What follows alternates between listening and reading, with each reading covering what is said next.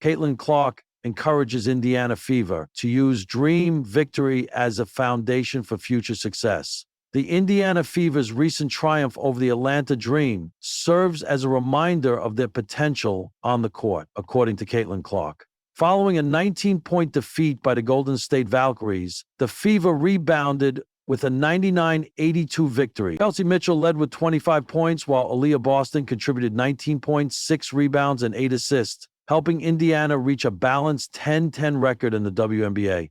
Indiana's offensive display was impressive, scoring 59 points in the second half, their highest in any half this season, and matching their best in 7 years. Their total of 99 points was their second highest this season, with 11 successful three-pointers tying for their second-best game performance.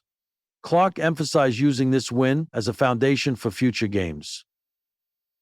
Sophie Cunningham echoed Clark's thoughts on teamwork.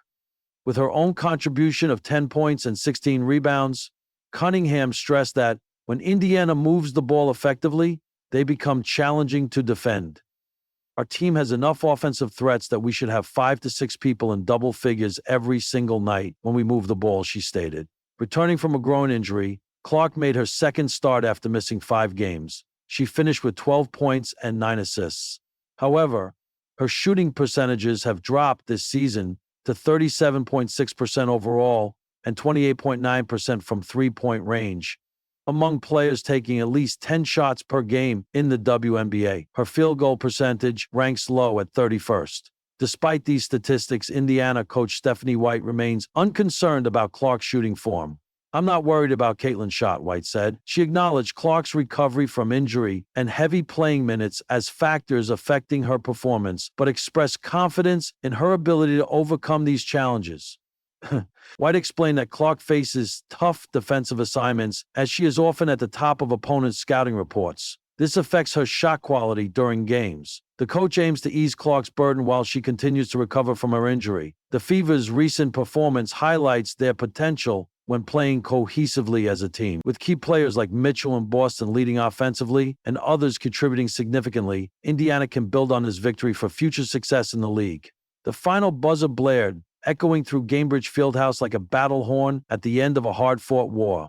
The Indiana Fever had secured a gritty 85-78 win over the Atlanta Dream. The scoreboard showed the victory, the box score showed the numbers, but what lingered was something deeper, something less tangible: momentum. In the post-game locker room, laughter and high fives filled the air. Nalisa Smith and Aliyah Boston exchanged knowing glances. Kelsey Mitchell leaned against the wall, still catching her breath. And in the center of it all stood Caitlin Clark, drenched in sweat, eyes locked in, already thinking ahead. She wasn't gloating. She wasn't celebrating like the job was done. No, she was doing what leaders do: speaking up, setting the tone, planting a seed. This can't just be a great win. This has to be the start of something. Her voice cut through the buzz. Heads turned.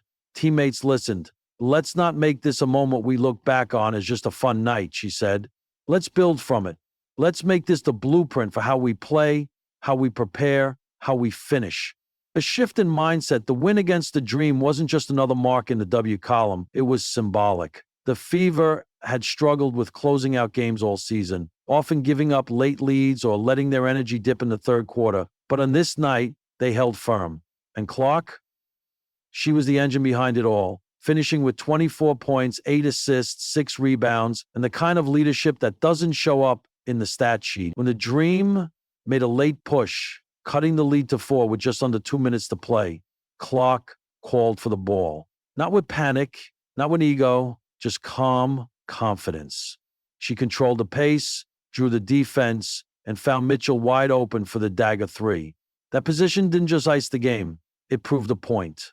The Fever were learning how to win, together. And Caitlin Clark knew it was time to harness that energy, not just celebrate it. Let's make this who we are. Later, in the tunnel, reporters gathered around Clark for her post-game comments. She smiled politely, answered questions about the game, and then turned introspective when asked what this win meant for the team's future.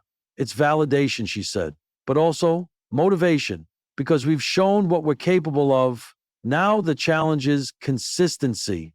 That's how you become a playoff team.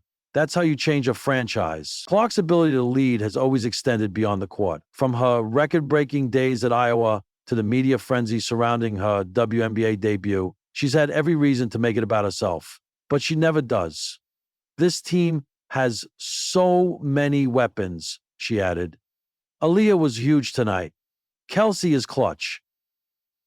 Aliyah is a beast on the boards. If we bring this same energy and trust to every game, we're going to be a problem. Coach Sides co-signs the message. Fever head coach Christy Sides echoed Clark's message in her own post-game remarks. What I loved about tonight wasn't just the win, it was the leadership, Sides said. Caitlin gathered the team at halftime. She rallied them in the huddle during a dream run. She's not just here to play, she's here to lead. That halftime moment? It stuck with everyone. Trailing by 2 after a sluggish second quarter, Clark reportedly stood up before the coaches even entered the locker room and said, "This is where we decide who we are. Not in the fourth quarter. Now." It wasn't scripted. It wasn't for show. It was genuine. And it worked. The Fever came out at halftime on fire, outscoring Atlanta 26-15 in the third, and never looking back. Foundation, not a finish line. As the night wound down and the arena began to empty, Clark stayed behind on the court, signing autographs for a crowd of young fans pressed against the railing. She smiled at each one, took selfies, and even handed her shooting sleeve to a girl wearing an Iowa jersey. One reporter asked her if nights like these ever get old. "They don't," she replied. "But what excites me more is thinking about where we can go. This is one win. It matters, but it's not the peak. Not even close." She gestured toward her teammates walking into the locker room. "We've got something special. Now we just have to keep watering it." The Fever began to believe. Inside the locker room, the post-game celebration had given way to quieter, more focused energy.